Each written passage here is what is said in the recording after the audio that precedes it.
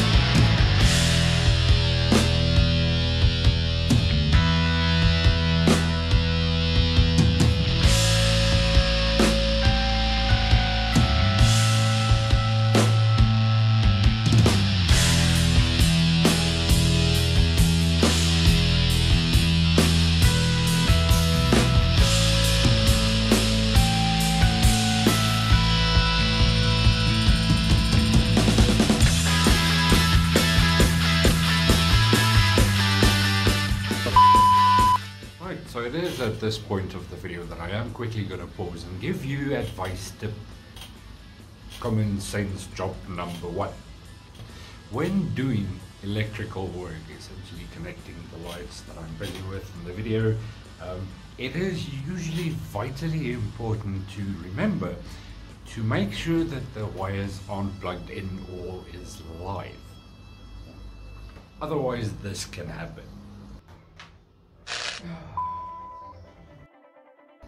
Yeah, that happened.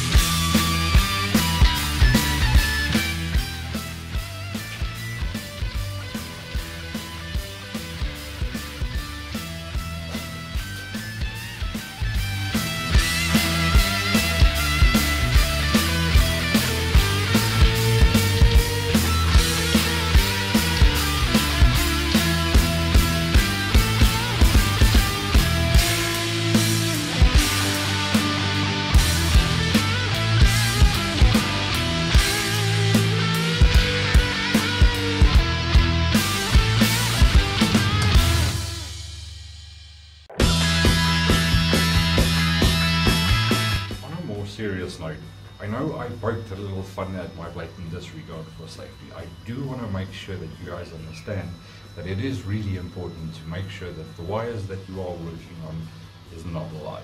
You can really hurt yourself. So as always, please guys, be safe, have fun, and I will see you guys a bit later for the next update.